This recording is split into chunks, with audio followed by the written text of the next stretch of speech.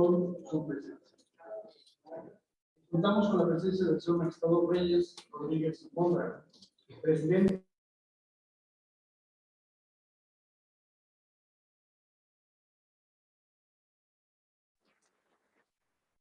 el señor diputado Brasil Acosta Peña, que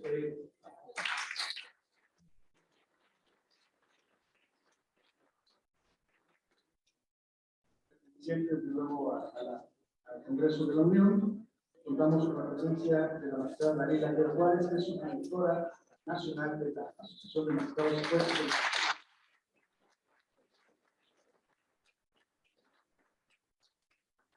Quiero expresar el mensaje de la señora magistrada Paula María García Villegas Sánchez, que usualmente no falta a ninguna de las convocatorias, pero el día de hoy tuvo un imprevisto y por mi conducto pide una fuente de disculpas a todos los desde ahora.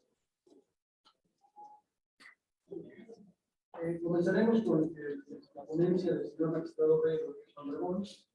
Él es licenciado en Derecho por el Instituto Tecnológico Autónomo de México, maestro en Administración y Políticas Públicas del CIDE, máster en Derecho y Sociedad por el Instituto Internacional de Sociología Política. Actualmente es presidente de la Sala Superior del Tribunal Electoral del Poder Judicial. Señor magistrado.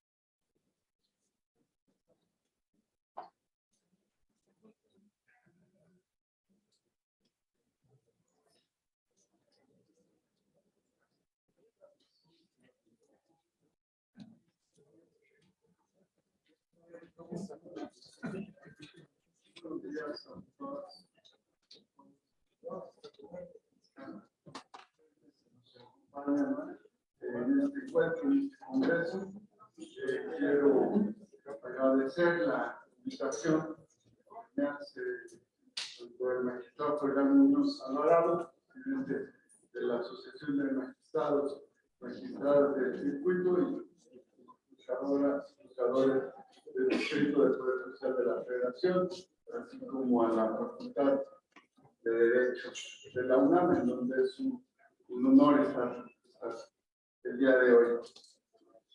Como ustedes saben, una característica central de toda democracia constitucional reside en el conjunto de restricciones al poder político que están previstas en la Constitución y en la ley. Esos límites protegen el interés público y dotan de certeza al pacto social, a las interacciones cotidianas, políticas y interinstitucionales, ya que aseguran a toda la comunidad, a la sociedad y a las personas en lo particular, que hay garantías o que hay procesos institucionalizados para evitar o resarcir la vulneración, evitar los excesos de instituciones o actores públicos. A la par, se les garantiza que se defenderán los derechos conforme a la Constitución. Así, la convivencia pacífica existe gracias al respeto por el Estado de Derecho y al respeto por el pacto social. Esto es el conjunto de normas que acuerdan los representantes democráticamente electos, y que se sostienen a lo largo del tiempo a pesar de las diferencias políticas, de las distintas ideologías que se expresan en la pluralidad de una democracia como la mexicana.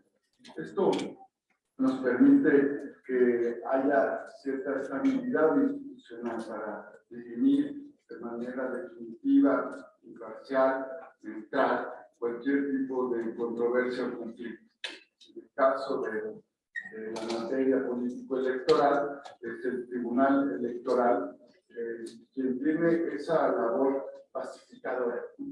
La democracia definida por Przeworski pues destaca que una de las funciones de la misma es tener procesos, reglas, ¿no? Instituciones que permitan resolver los conflictos políticos. Esa es la función principal del tribunal, los conflictos que se dan en la competencia en la materia electoral. Aunque de hecho es el papel toral del Poder Judicial, en la consolidación democrática, ejercer esos controles, contrapesos al poder público y dirimir de manera pacífica las controversias, las diferencias que se dan y que se llevan por las vías institucionales. Por supuesto que con esa función también se dota a la ciudadanía de certeza de que las reglas existentes se aplican y que se interpretan con este faro democrático que está en la Constitución. ¿Por qué es importante que la judicatura se conduzca para resolver ese tipo de controversias bajo condiciones de independencia? Voy a desarrollar esto, aunque me imagino que una disculpa a la mesa porque no quisiera que nos repitamos, pero voy a tener que hacer primero algunas precisiones de manera genérica que vamos seguramente a compartir.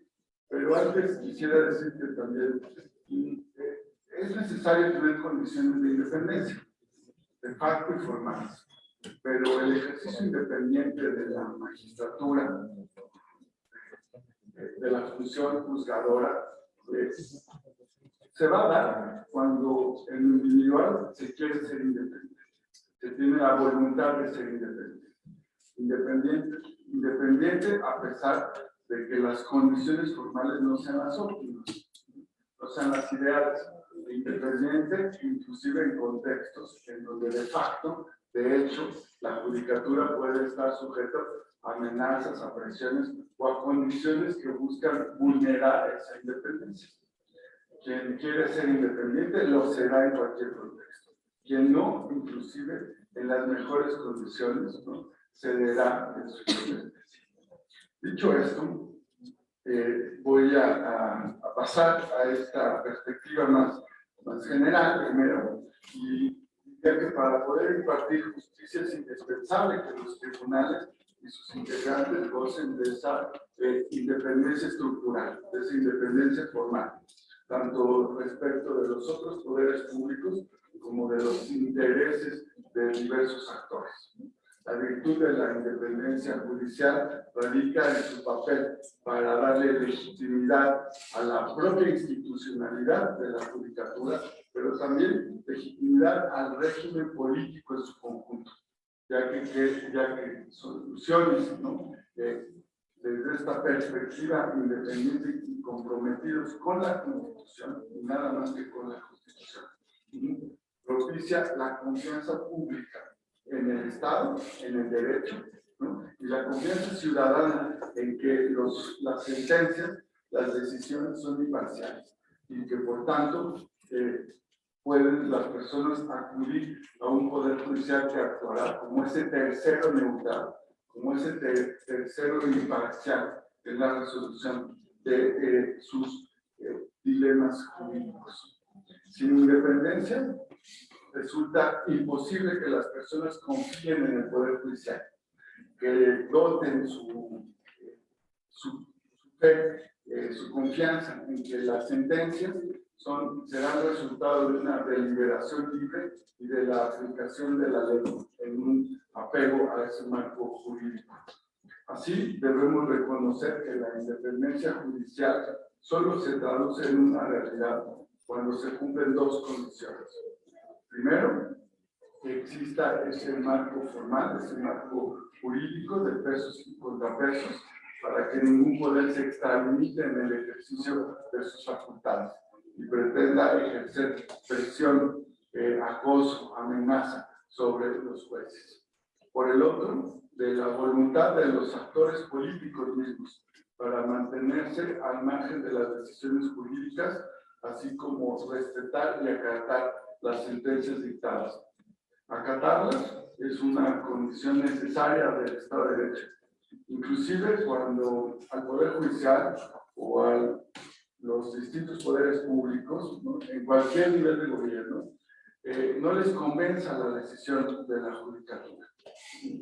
El Poder Judicial está dotado de una legitimación formal, constitucional, y aun cuando sabemos que generalmente en una disputa alguna parte no va a ser favorecida, esta, en una democracia constitucional de derecho, tiene la obligación de acatar la sentencia. Aun cuando, les digo, no les guste la decisión. Eso se espera de los actores que acuden a un tribunal.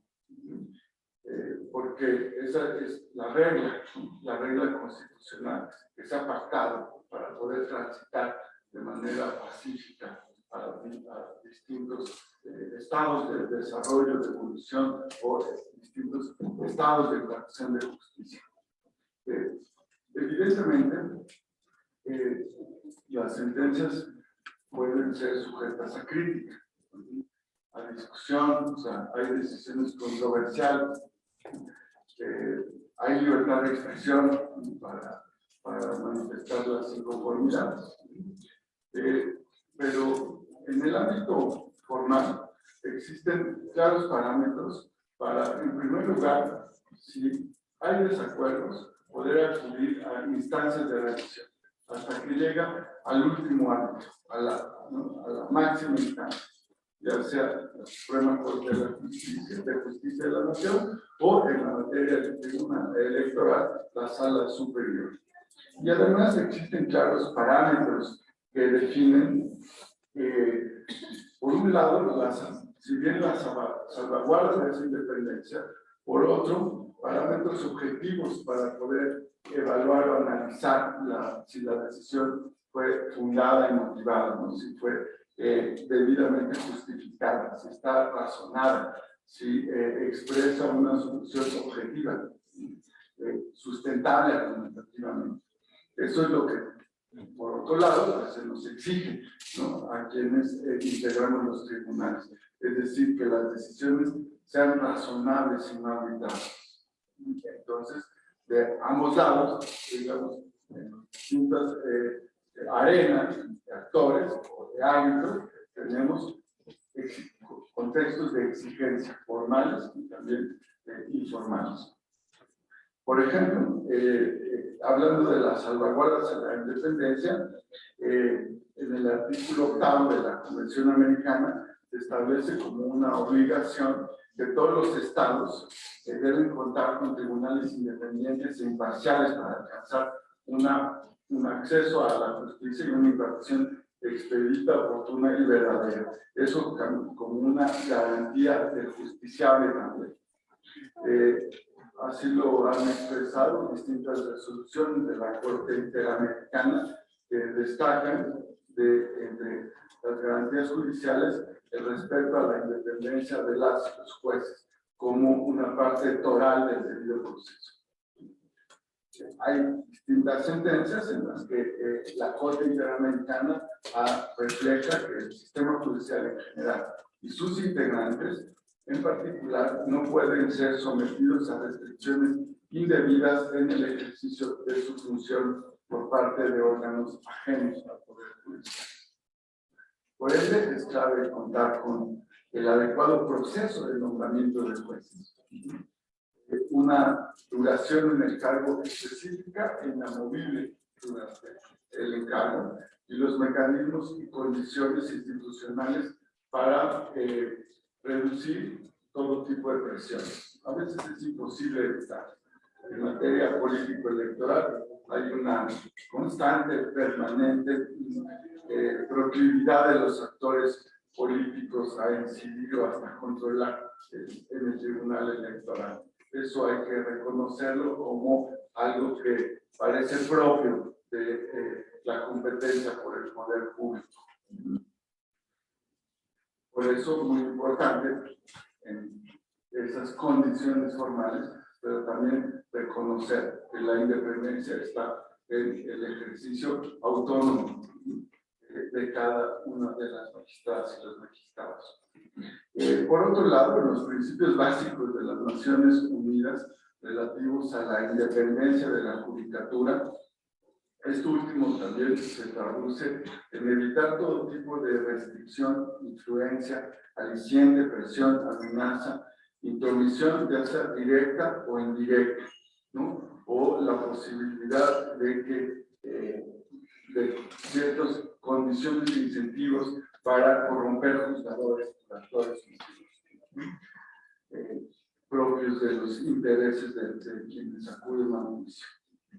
Ahora, también la Comisión de Venecia ha destacado el conjunto de previsiones institucionales que influyen en la independencia de las Cortes. Comparto algunos de los criterios de la Comisión de Venecia, que son, digamos, diferenciados a los que ya mencioné en el ámbito internacional. Y en esa comisión se considera que la independencia judicial proviene de los criterios de promoción también de los juzgadores, del diseño de los órganos de nombramientos y consultivos, de la remuneración de las y los jueces. Esto en su conjunto o de la perspectiva institucional exige la autonomía presupuestaria del sistema judicial y el respeto al carácter definitivo de las decisiones de las Cortes, de las altas Cortes. Por último, dentro de las garantías para la independencia judicial, quiero destacar esta inamovilidad de las y los jueces. Es decir, la garantía de que cualquiera mantendrá su cargo durante el periodo previsto, durante el periodo para el que fue nombrado, sin que existan amenazas por parte de gobernantes o por parte de distintos actores reales de poder para terminar con el encargo de forma anticipada a partir de su forma de juzgar. De este modo, se plantea que quien juzga cuenta con plena certeza de su desarrollo profesional, del respeto a su autonomía y de que puede ejercer sin miedo su labor, sin miedo a sufrir repercusiones públicas, repercusiones políticas, repercusiones de responsabilidades jurídicas por el simple hecho de cumplir con su labor de forma independiente, de proteger y hacer valer la Constitución y los derechos de todas las personas. Como muestra de estos elementos, hay un amplio y claro andamiaje jurídico en México, doctrinal e institucional también a nivel internacional, que propone distintos esquemas para consolidar la independencia judicial de jure y de facto. Sin embargo, como refleja la Agencia de Consultoría de Riesgo Global Bellis Maplecroft, de 2017 a 2021, la independencia judicial está bajo asedio en al menos 45 países. México no es parte de esos 45 países en ese estudio. De ellos, la mayoría cuenta, no, el estudio es de 17 a 20. De ellos, la mayoría cuenta con previsiones formales, ¿no?, como las ya detalladas, por lo que su falta o pérdida de independencia responde más a la voluntad o a falta de ella, por parte de los actores políticos para respetar la independencia judicial. Extender esta voluntad exige reconocer el contexto político, el contexto social de las democracias actuales, que han sufrido, por cierto, también un desencanto generalizado, ¿no?, ante las promesas pendientes del sistema democrático, ¿no? Es cierto, tenemos que reconocer que desde el punto de vista de las expectativas ciudadanas, la democracia pues, aún ha quedado a deber, ¿no? Esta desafección la podemos percibir en los resultados, por ejemplo, del Latinobarómetro, encuesta que se hace en la región. En 2021 destaca que el 51% de las personas estaría dispuesta a transitar a un gobierno no democrático si ese nuevo sistema resuelve sus problemas más apremiantes, la pobreza, la desigualdad, la inseguridad. La desafección de la democracia ha traído a la par un fenómeno particular de polarización, ¿no? De polarización política. Esta llamada polarización política es afectiva, ¿no? En alguna medida, digamos, también la democracia tiene en sí mismo un componente de polarización cuando esto es plural. Sin embargo, el problema radica en esta que se define como polarización afectiva, en donde son los sentimientos, ¿no? A los que se apela para que esta polarización genere divisiones ideológicas aparentemente irreconciliables. A diferencia de la polarización política propia de una sociedad plural con divisiones ideológicas que se encuentran en el diálogo, que se encuentran en el debate político abierto, pero que encuentran vías ideológicas para llegar a acuerdos públicos, se encuentran vías institucionales para generar consensos políticos que sean responsivos a demandas sociales. Por eso yo diría que la polarización que divide, pues debilita a las instituciones, ¿no? Provoca la fragilidad del consenso social. La polarización que canaliza distintas posturas e ideologías en soluciones, inclusive subóptimas, pero que ofrecen una salida en unidad.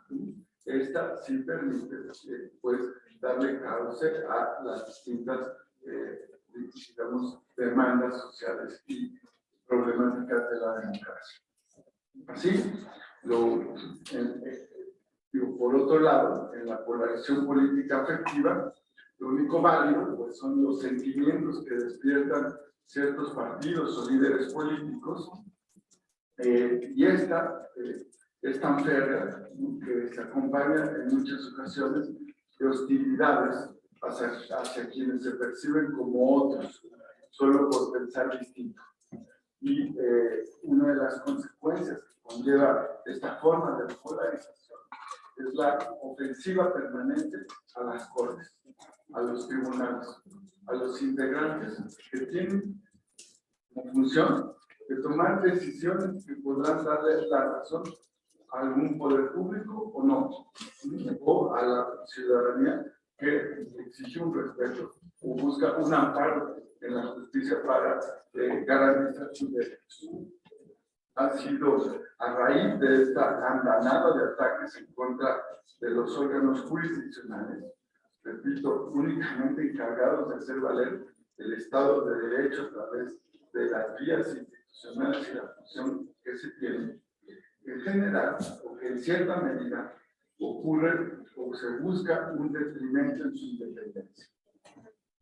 Un reciente estudio dirigido por una académica norteamericana, Stephanie Lindquist, experta en democracia electoral y académica de la Universidad de Arizona, con la que he podido platicar de estos temas, y que hizo una exposición recientemente, de ahí tomé esta información. Ella destaca que las protecciones formales a la independencia judicial no guardan una correlación directa con la independencia de parte. Es decir, aunque tengamos este diseño formal que genera garantías estructurales o institucionales de independencia, en la realidad, los poderes judiciales y sus integrantes no necesariamente encontramos que se correlacionen con esas garantías formales.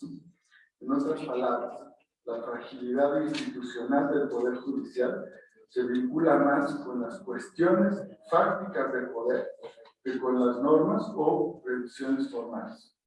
De hecho, Stephanie Lindquist reconoce que en buena medida la independencia judicial responde sobre todo a la pluralidad de las fuerzas políticas que conforman e integran los órganos representativos. Así, señala que el criterio más determinante para que la independencia judicial ocurra recae en la fragmentación del poder político entre distintas diversas fuerzas o partidos de una democracia. En sentido contrario, ¿no?, hay mayor fragilidad al estar más amenazada la independencia judicial cuando tenemos un sistema político con un partido dominante o un partido hegemónico. Este no es el único elemento, pero sí el más constante que identifica a lo largo de su investigación. De forma paradójica, también observa que la independencia judicial es más sólida cuando en las decisiones jurisdiccionales, pues esto es muy llamativo, muy relevante. Ella dice, cuando las decisiones jurisdiccionales dotan de un margen discrecional o de un mayor margen discrecional a los actores políticos para proponer soluciones a problemas llevados ante las Cortes, eso genera mejores condiciones para que se respete la independencia y se acaten las sentencias. Es decir, también se reconoce que del lado de los tribunales electorales se puede contribuir a las condiciones de independencia cuando hay una deferencia a que los actores políticos o a las autoridades administrativas que son expertas en la implementación de políticas públicas, se les da cierto margen de discrecionalidad o inclusive cierta gradualidad en la, digamos, en cumplir lo que se está ordenando. Es decir, que en tanto la autoridad tenga un margen de maniobra más amplio para cumplir la sentencia, menos fricción se genera respecto a la autoridad jurisdiccional que la emite. Para ilustrar lo anterior, tenemos el caso brasileño, en el cual tanto la Suprema Corte Federal como el Tribunal Federal Electoral de ese país han implementado diversas estrategias para enfrentar ataques que han sufrido desde el Poder Ejecutivo. Estos tribunales en Brasil han oscilado en una estrategia que combina en ocasiones una especie de resiliencia en el trabajo diario y otras posiciones de mayor enfrentamiento. En 2018, el Tribunal Superior Electoral de Brasil tuvo que pronunciarse sobre una investigación contra el presidente Bolsonaro por el uso de WhatsApp para fines electorales. Las investigaciones demostraron que empresas y simpatizantes del presidente trabajaban en 3 turnos al día para compartir más de 75,000 mensajes diarios, inundando a los electores con desinformación y acusaciones falsas contra los otros partidos políticos. En su resolución, el Tribunal Superior Electoral de Brasil argumentó que la comunicación electrónica utilizada para difundir noticias falsas sobre otras candidaturas resultaba en un abuso de poder económico, poniendo en riesgo la equidad de las elecciones. Sin embargo, esa Corte decidió sentar enérgicamente un precedente para futuras elecciones, ¿no? Pero se negó a anular los resultados de 2018. Se puede decir que el Tribunal Superior Electoral empleó una estrategia máxima, pero también minimalista, ¿no?, que encuentra eco en la obra, pues, de algunas aproximaciones académicas como Sonstein, en donde se reconoce que en una sentencia se puede argumentar de manera fuerte, con un carácter preventivo, para una acción futura, en detrimento del caso, o en este ejemplo, en las elecciones concretas, pero reconociendo, pues, una realidad que tendrá alcances, si bien moderados en el presente, pero sí, digamos, maximalistas en el futuro, ¿no? Bueno, ya voy a concluir. En nuestro país tenemos un tribunal electoral con condiciones formales sólidas, con condiciones estructurales, no ideales, sí, que garantizan todos los principios que están internacional y nacionalmente reconocidos para tener condiciones de independencia y para usar facultades a plenitud, ¿no?, en el ejercicio de la función. La independencia judicial se debe ejercer de manera cotidiana. El Tribunal Electoral resuelve aproximadamente la Sala Superior y sus 6 salas regionales, aproximadamente 17,000 asuntos, ¿no?, en condiciones a veces pues de exigencias en tiempo. Nuestro promedio de resolución institucional es de 15 días, ¿no?, ahora de 11 en esta última elección, pero en esas condiciones reales, por eso digo, tenemos que ejercer la independencia de manera cotidiana, favoreciendo siempre el respeto a la Constitución y reconociendo que al resolver disputas por el poder político o por la representación, pues puede haber distintas percepciones en torno a las decisiones que se toman. Ahora también aquí se manifiesta de manera más clara el contexto político o la realidad polarizada en extremo exige duplicar la apuesta por un tribunal electoral independiente y buscar vías para mantener todas estas reglas formales del Estado de Derecho, pero también para propiciar decisiones, sentencias que aglutinen, ¿no?, la voluntad de todas y todos los actores sociales, ciudadanos, políticos, reconociendo, ¿no?, al Tribunal Electoral como ese árbitro institucionalmente instaurado para acudir a resolver sus disputas, ¿no?, para que asuman que es bajo la tutela del Poder Judicial que se debe impartir justicia, que se hace de manera real, con independencia, y que cuando no se perciba así, evidentemente hay espacios civilizados, ¿no?, diálogos respetuosos, ¿no?, interacciones institucionales que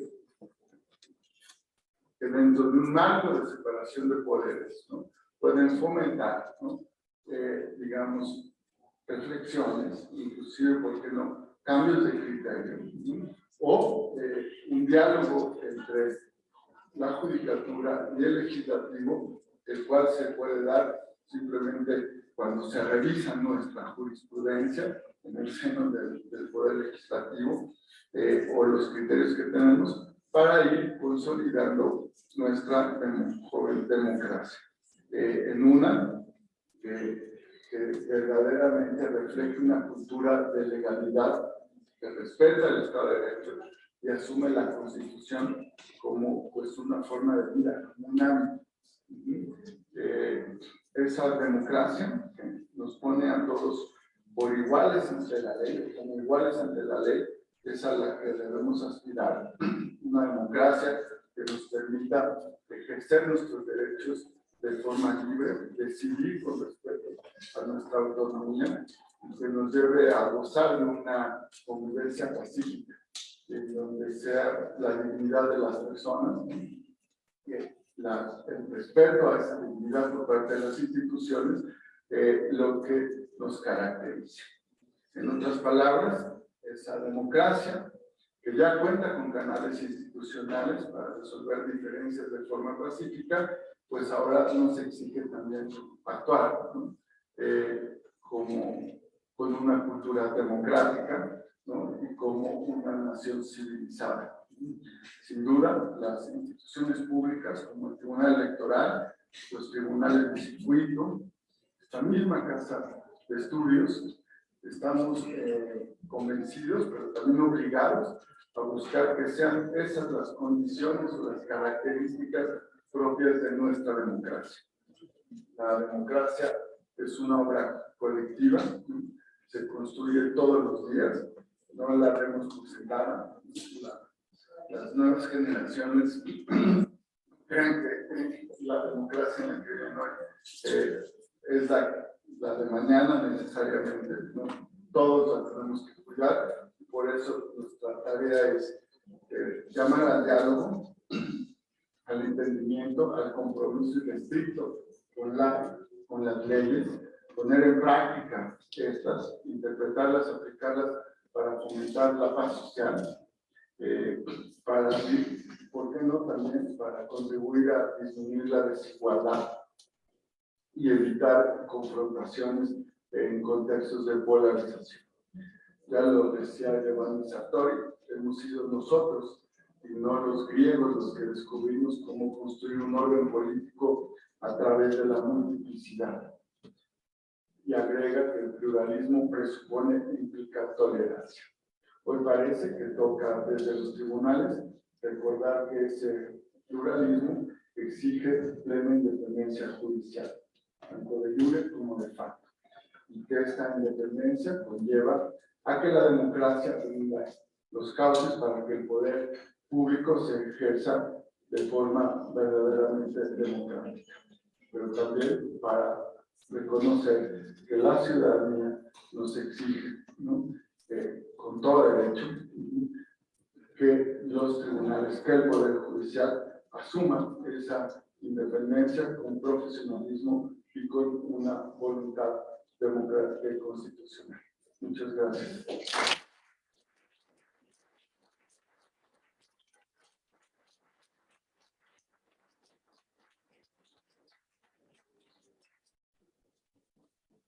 Muchas gracias, señor magistrado. Es indiscutible la labor del Poder Judicial de la Federación, del Tribunal Electoral y la construcción de nuestros regímenes constitucionales. Debo decir que vamos a dar una relatoría de lo que está derivando en este Congreso cada una de las veces. Para no abusar más del tiempo, quisieran hacer algún cuestionamiento, les pediría que lo dejamos al final después de escuchar a nuestro segundo invitado, que es el señor diputado Brasil Acosta. Es licenciado en Ingeniería Agrónoma por la Universidad Autónoma de Chapingo, maestro en Economía por el Colegio de México y doctor en Economía por el Colegio de México, Universidad de Houston. Es diputado federal por la 64ª legislatura y funge como presidente de una de las comisiones del señor diputado, por favor.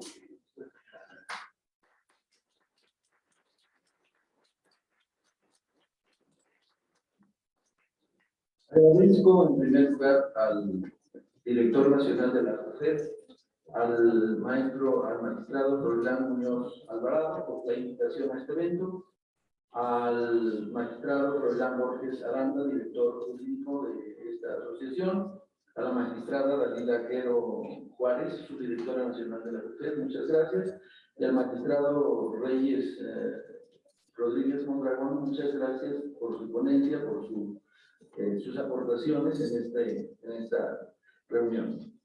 Agradezco también a la Facultad de Derecho de la UNAM por la realización en conjunto con la CUFED de este importante evento internacional. Y pues antes que todo quisiera solicitar anticipadamente un amparo por los delitos intelectuales que pueda yo cometer en virtud de que no soy abogado, ¿verdad? Si me pueden hacer el favor de concederlo desde antes, sería muy bueno. El nacimiento de la separación de poderes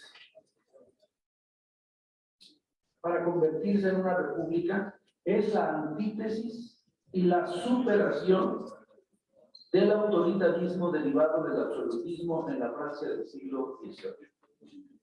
Entonces, ese es el origen.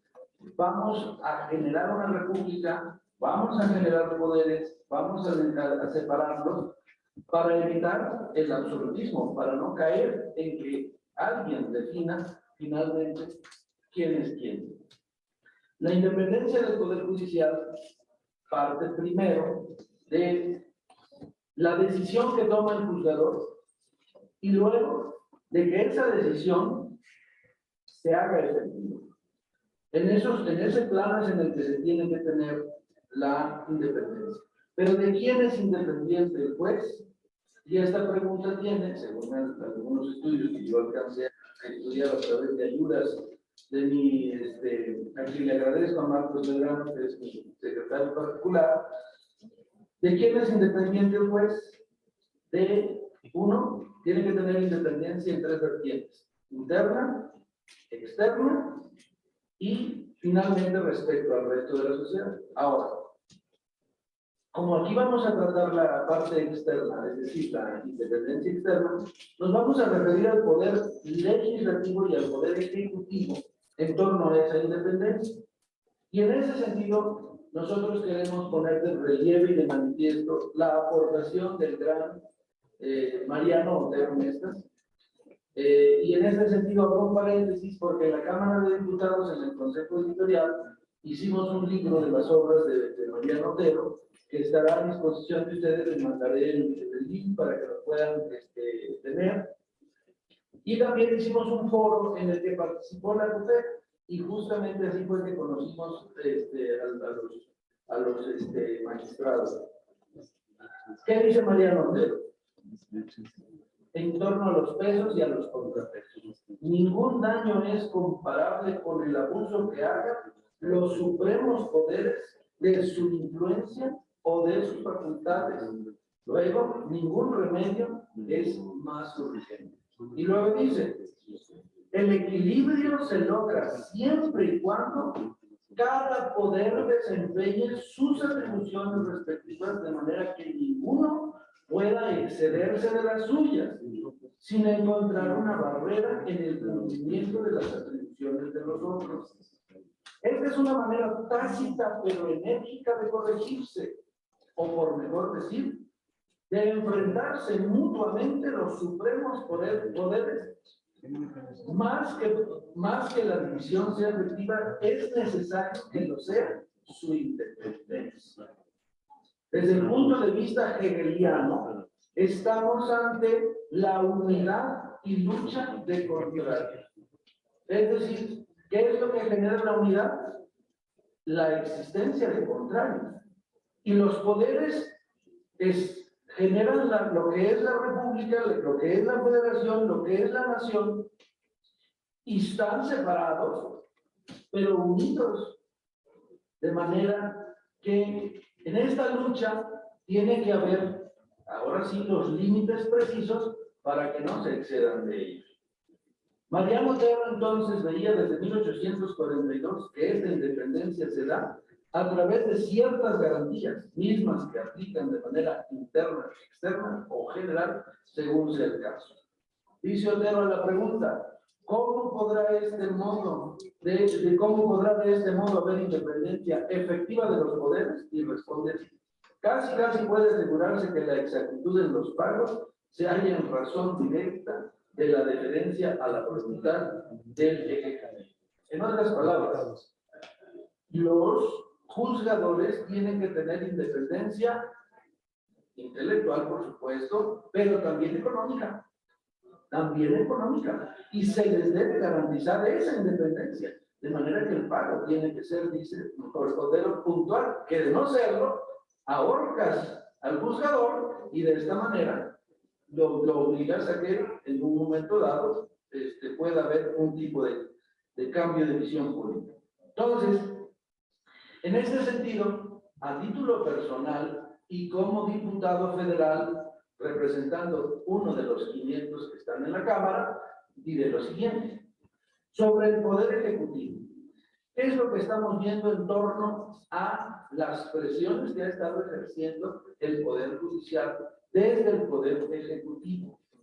Lo que hemos visto es que una vez que se instaura a través de un proceso democrático, porque se ganó electoralmente sobre la base de los principios de la democracia mexicana, se establece el nuevo gobierno del nuevo partido Morena, y entonces se empieza a tomar decisiones que claramente afectan los intereses de grupos que están al final en la Constitución registrada. Por ejemplo, se canceló el aeropuerto de Texcoco y vino una andanada de amparos, y ante eso un montón de críticas en las mañaneras en contra de los jueces que decidieron eso.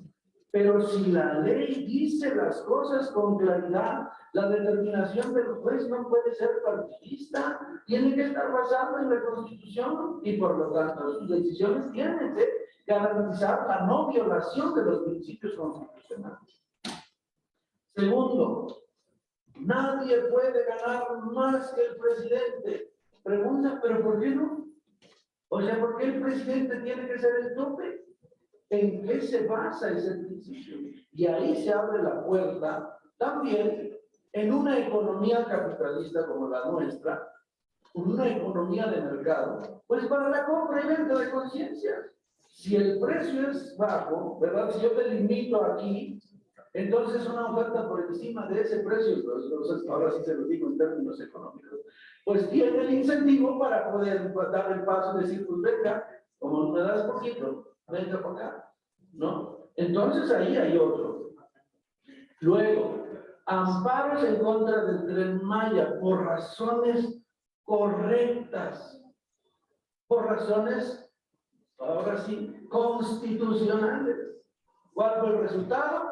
El resultado fue convertir a una obra inútil, perdón, en una obra de seguridad nacional. Hazme el favor. Eso para brincarse el Poder Judicial, para impedirle que haga su labor. Y entonces, decreto tras decreto, ha estado haciendo eso. Otra, el uso de los organismos del Estado para amedrentar a los jueces y a los opositores políticos, lo digo ahora. Ejemplo, la UIF, Unidad de Inteligencia Financiera.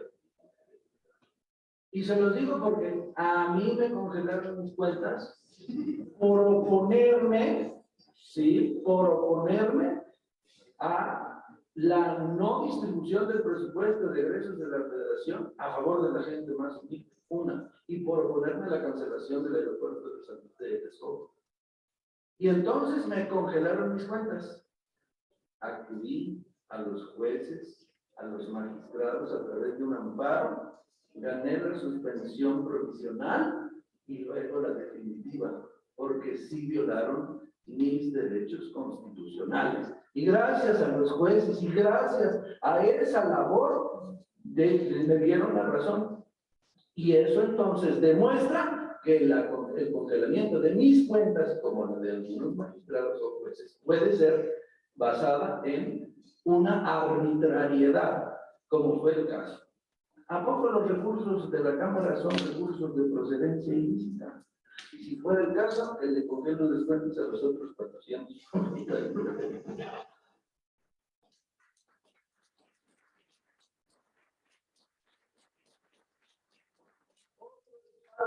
La intromisión es la mañanera. 20 de marzo de 2021.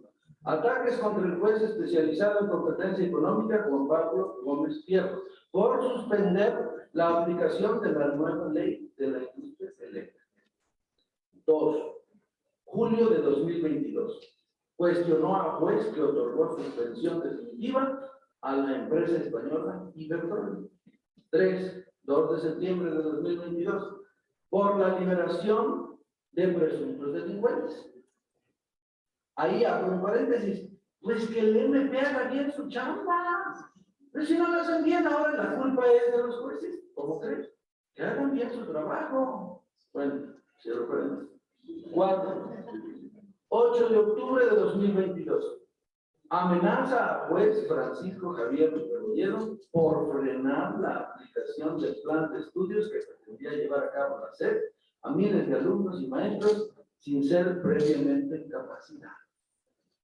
Entonces, ahí está, incidiendo, generando un ambiente en la población en contra de los jueces, acusándolos sin pruebas de corrupción.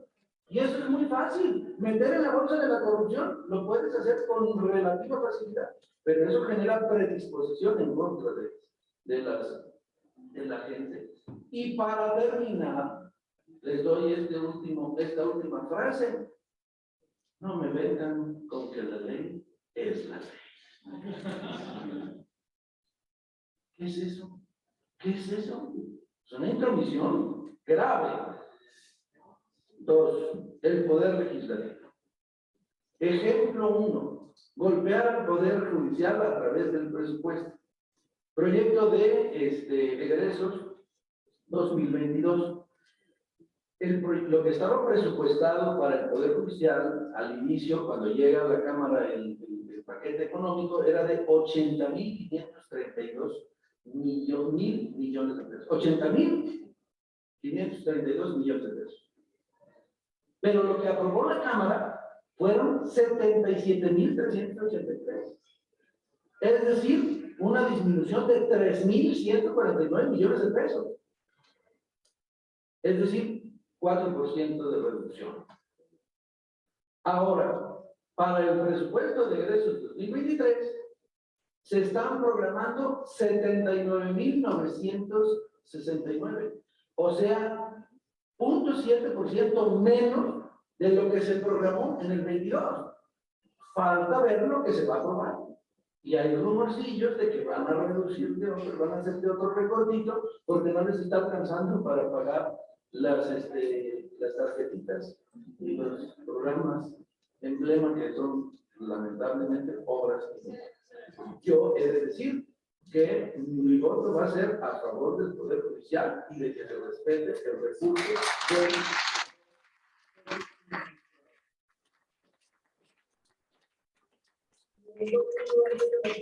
de María Montero. Tienen que tener sus recursos para que puedan hacer su trabajo de manera independiente.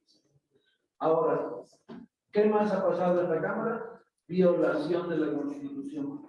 Por ejemplo, modificando leyes secundarias para que de esta manera atenten contra la Constitución. Y esto fue, por ejemplo, el transitorio 13 de la ley que tenía como propósito incrementar como ley secundaria el periodo del ministro presidente de la Corte, y que pues lamentablemente, pues, afortunadamente eso no pasó, pero lo hicieron en el poder legislativo.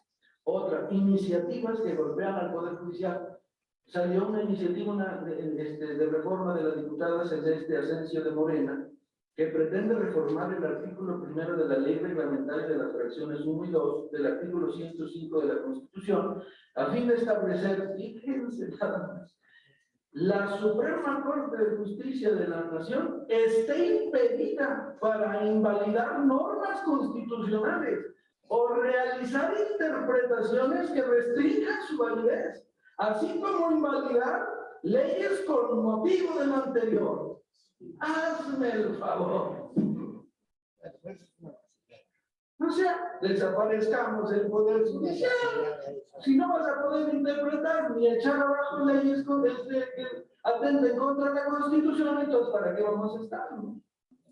Pero eso no lo podemos nosotros permitir. Esta iniciativa se da después del debate que se dio algo difícil sobre el tema de la prisión preventiva oficiosa, que después nos la van a corregir, porque nos hacemos los valientes, pero pues se nos olvida que tenemos pactos, acuerdos internacionales. Bueno, entonces, y otro ejemplo es que se quiere, bueno, se quería, porque hasta ahorita ya logramos interceder por el Poder Judicial, cambiar cada 5 años a los jueces y magistrados, como si fueran canijas, váyanse para allá, váyanse para allá.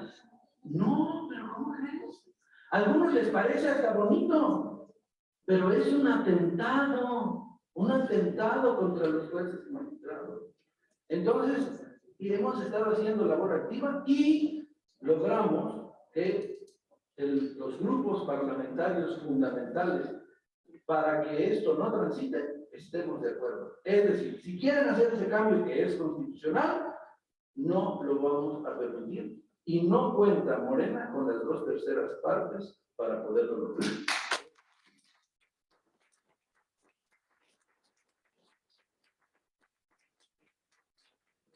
Por eso termino diciéndoles que defenderemos al Poder Judicial para que juegue su papel constitucional. No debemos permitir que se construya o se constituya de manera directa o indirecta un régimen autoritario una dictadura en México. No lo debemos permitir. Ayer nos decían algunos gobernadores, a nosotros no nos han llamado ni para preguntarnos cuál es nuestra opinión de nada. Todo se decide desde la oficina del Palacio Nacional. Y por eso nosotros tenemos que garantizar la independencia del Poder Judicial, así como la separación de poderes, que es la clave para que nuestra nación valga y tenga el objetivo para el que fue fundada. Muchísimas gracias.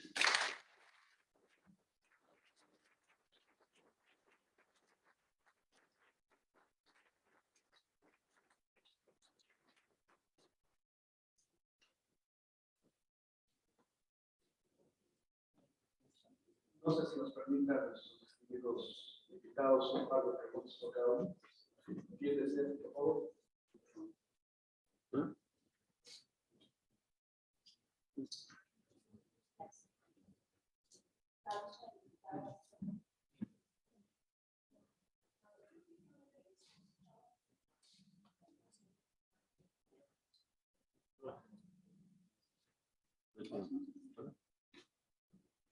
¿Qué opinión le merece? Escuchábamos en la inauguración de este magno evento palabras del senador Monreal, donde se oía en el tema del nepotismo en el Poder Judicial de la Federación. Mi pregunta es la siguiente: ¿solo aplica al Poder Judicial? Porque vemos, por ejemplo, en el Poder Ejecutivo de los estados, en el caso concreto de Zacatecas, el gobernador morenista, su hermano también. Entonces, ¿qué opinión merece? ¿No sería un atentado contra las personas, los familiares, en el caso del tema que quieran incursionar en el Poder Judicial? ¿Sería una violación a sus derechos humanos en el tema de la libertad de trabajo? Cuando vemos en el Poder Ejecutivo flagrantemente que hay familiares ocupando cargos públicos, administrativos, y en el caso concreto, lamento muchísimo que ya no pudiera escucharme directamente el senador Monreal. En Zacatecas, su hermano es gobernador, su otro hermano es presidente municipal. Entonces, como dicen por ahí, con mucho respeto, pues quiso parejo a los tres poderes de la Unión.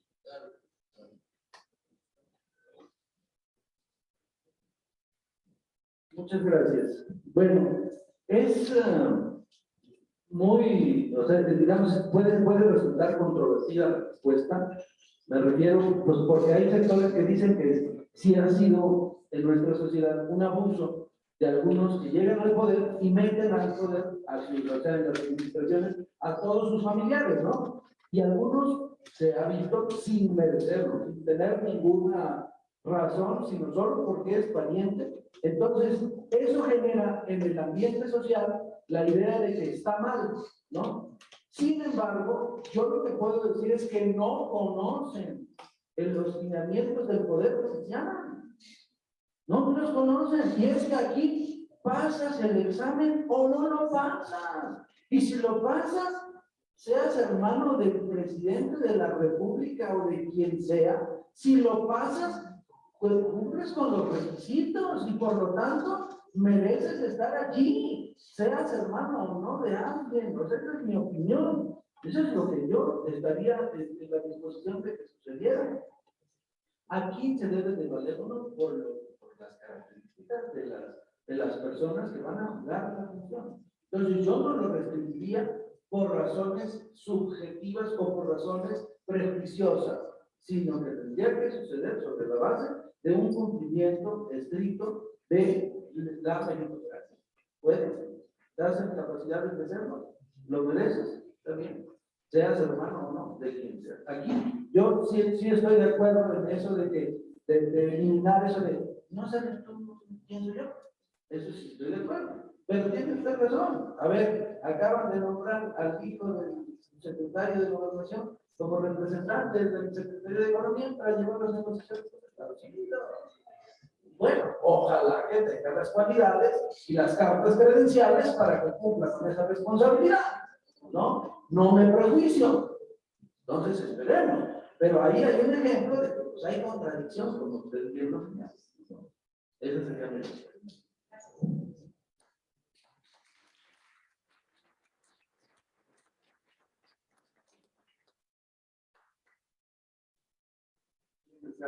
Por favor,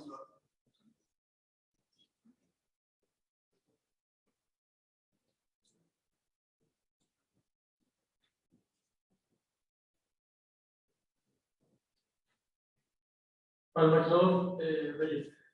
Un tema que está ahorita en la palestra a nivel nacional es la representación política para, con dos géneros establecidos. Lo que está pasando ahorita en Aguascalientes, que acaba de existir la primera persona no adscrita a un grupo que está empezando a tener visibilidad. Independientemente del tema, ¿qué tan importante, o sea, si en materia electoral existe la idea de que exista paridad de género y que exista representación de hombres y de mujeres, qué tanto ahora con una cultura en la cual se está reconociendo la comunidad LGTB y otras identidades tendrían que tener representatividad electoral amplia en el sentido de que tengan que haber diputados, magistrados, jueces?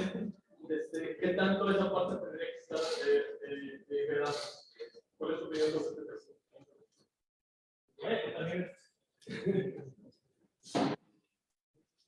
Por la pregunta, yo creo que en materia electoral es un debate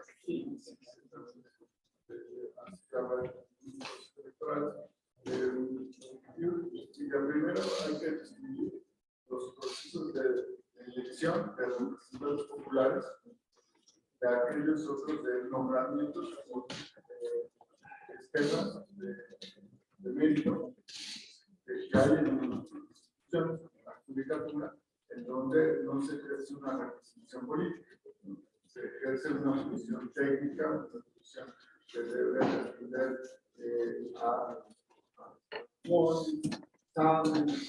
a un servicio de carrera judicial. La representación política son electas por la ciudadanía, en principio, bueno, se rige bajo los parámetros constitucionalizados, pero en la representación política sí tenemos la discriminación en general, la igualdad en condiciones de acceso, y a partir de ciertos años está garantizando también la integración, o sea, el ejercicio de esa representación.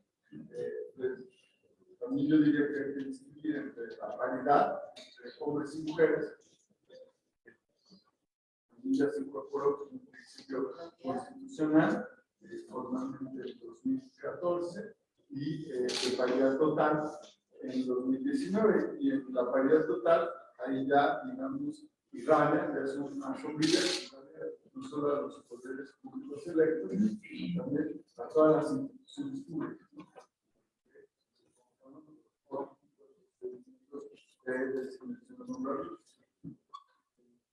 Hay distintas legislaciones que garantizan lo segundo en materia electoral, por ejemplo, la ley general de instituciones electorales prevé que la integración de los tribunales electorales estatales tiene que alternar el género mayoritario. Por ejemplo, si hoy en día está integrado un tribunal, dos magistrados, una magistrada, ya un magistrado, en la siguiente designación, el Senado tendría que nombrar una magistrada. A eso se refiere. Es decir, también ya ha transitado de paridad política a este tipo de reglas, ¿no? Que garantizan no solo las condiciones de competencia, de acceso, de participación en procesos, sino también de designación, de ejercicio de la función. Lo mismo pasa en organismos públicos electorales. Y en la materia electoral se han presentado distintos juicios en donde se pide que se reconozca el derecho a tener ciertas acciones afirmativas de distintos grupos históricamente discriminados, de la diversidad sexogenética. Y el Tribunal Electoral ha reconocido que hay un régimen legal, digamos, que garantiza la paridad y que, tratándose de, por ejemplo, grupos de diversidad sexual y genérica, la ley, si bien no exige que haya acciones alternativas, sino que invoca el INE, sí prevé, por uno, su inclusión como parte, digamos, de los procesos de participación.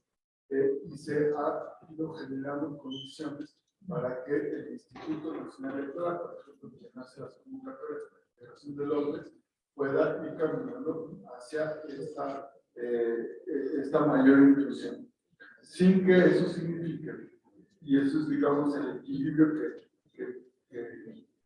digamos, al momento de resolver, sin que eso signifique que una minoría de un grupo desfavorable puede desplazar a otra representación, ¿no?, que tiene por ley la garantía de participar paritariamente, ¿no?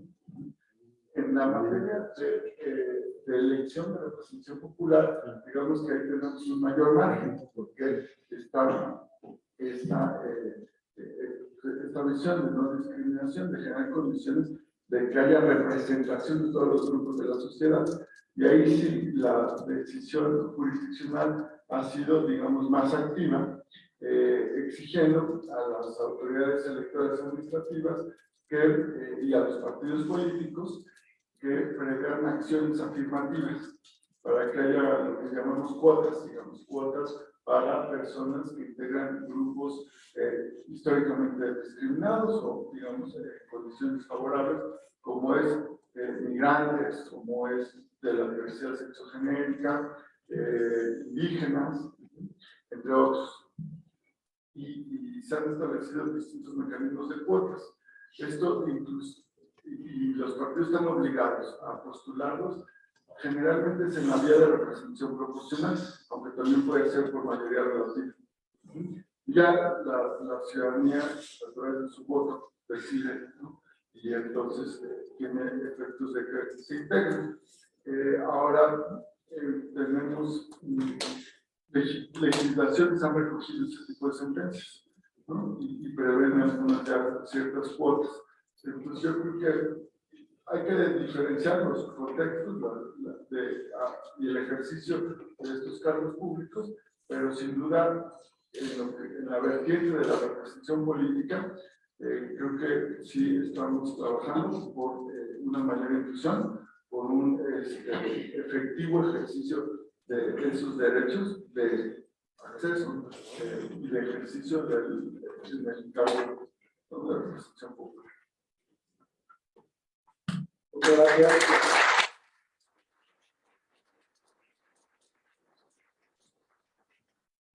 Habiendo algún otro cuestionamiento, con esta respuesta concluimos la primera actividad de esta mesa 1 de independencia judicial externa.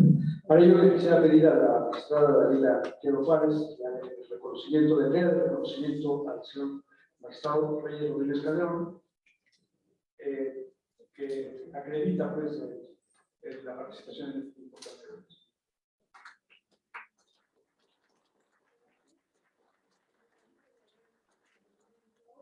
La Asociación Nacional de Magistrados del Distrito y Jueces del Distrito del Poder Judicial de la Federación, en coordinación con la Facultad de Derecho de la UNAM, otorgan el reconocimiento al magistrado Reyes Rodríguez Mondragón por su valiosa participación como ponente en el Congreso Internacional de Derecho, Democracia y Justicia, 19, 20 y 21 de octubre de 2022 en la Ciudad de México. Firma el señor magistrado Raúl Muñoz Alvarado, director nacional de la UFE, y el doctor Raúl Contreras Bustamante, director de la Facultad de Derecho de la UNAM.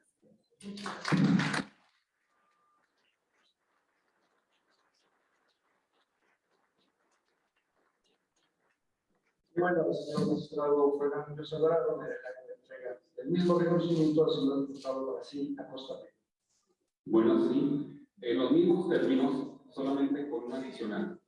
Quiero hacer un reconocimiento público al apoyo que encontramos en el diputado Brasil Acosta Peña para los resultados que hoy se tienen sobre la iniciativa y luego dictamen de la rotación quinquenal.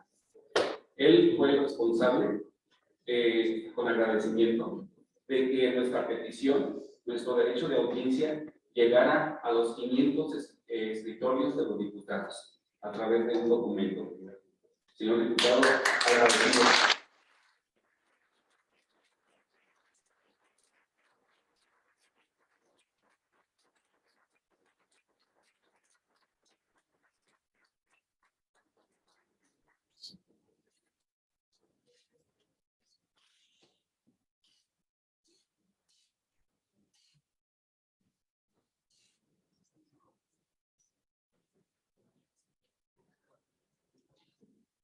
Muchísimas gracias. Gracias a todas y a todos. Hacemos un receso de 5 minutos.